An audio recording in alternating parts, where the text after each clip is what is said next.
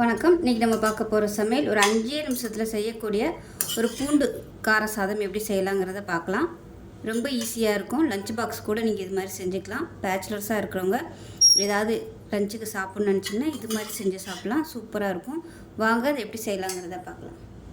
இப்போ ஒரு சின்ன மிக்ஸி ஜார் எடுத்துக்கலாம். இதில் பெரிய பல்லாக ஒரு 4 பல் பூண்டு சேர்த்துக்கலாம்.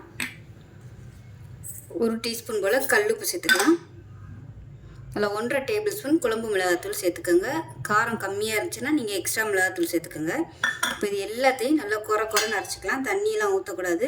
நல்லா அந்த பூண்டு நல்லா நைஸாக வர அளவுக்கு விட்டு நல்லா நைஸாக அரைச்சிக்கலாம். இப்போ பாருங்கள், இந்த அளவுக்கு நல்லா நைஸாக அரைச்சாச்சு. பூண்டு கொஞ்சம் கூட தெரியலை, இந்த அளவுக்கு இருக்கணும். இப்போ நல்லா வலிச்சு எடுத்துக்கலாம். அதை இப்போ ஒரு கடாயை எடுத்துக்கலாம். நல்லா தாராளமாக நல்லெண்ணெய் விட்டுக்கலாம்.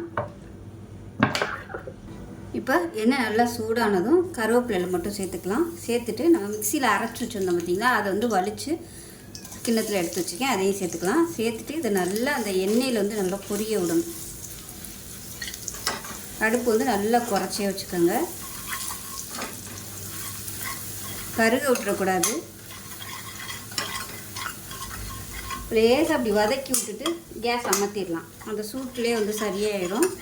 அடுப்புலேயே வச்சுருந்திங்கன்னா கருகி போயிடும். நம்ம குழம்பு மிளகாத்தூள்லாம் சேர்த்துருக்கிறதுனால நான் கேஸ் அமர்த்திட்டேன். இப்போ எல்லாத்தையும் நல்லா அழுத்தி விட்டாச்சு. இப்போ பார்த்திங்கன்னா நல்லா ஒரு 2 கை அளவுக்கு வடித்து சாதம் எடுத்து வச்சுருக்கேன். இதை அதோடு சேர்த்துக்கலாம். சேர்த்துட்டு நல்லா கிளறி விட்டுக்கலாம்.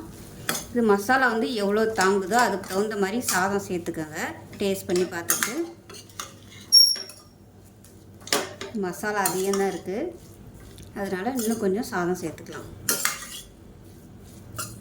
சாதம் மிஞ்சி போச்சுன்னா இந்த மாதிரி செஞ்சு வைங்க, டக்குன்னு காலியாயிரும். நான் இன்னும் ஒரு 2 கரண்டி அளவுக்கு சாதம் சேர்த்துக்கிறேன். நல்ல கார சாரமாக இருந்துச்சுன்னா சூப்பராக இருக்கும். அந்த நல்லெண்ணெய் வாசனையோடு அந்த பூண்டு சேர்த்து இந்த சாதத்தை சாப்பிடும்போது அருமையாக இருக்கும். டக்குன்னு ஒரு 2 நிமிஷத்தில் பண்ணிடலாம். இதுக்கு ஒன்றுமே வேணால் வெறும் முட்டை ஆம்லேட்டு ஒரு அப்பளம் இருந்துச்சுன்னா போதும். இல்லைன்னா ஒரு பருப்பு துவையல் வச்சு சாப்பிட்லாம், நல்லாயிருக்கும்.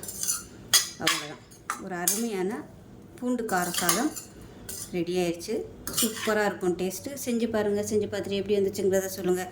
வீடியோ பிடிச்சிச்சின்னா லைக் பண்ணுங்கள், கமெண்ட் பண்ணுங்கள், சேனலை சப்ஸ்கிரைப் பண்ணுங்கள், பக்கத்தில் உள்ள பெல் பட்டனையும் ப்ரெஸ் பண்ணுங்கள். நன்றி.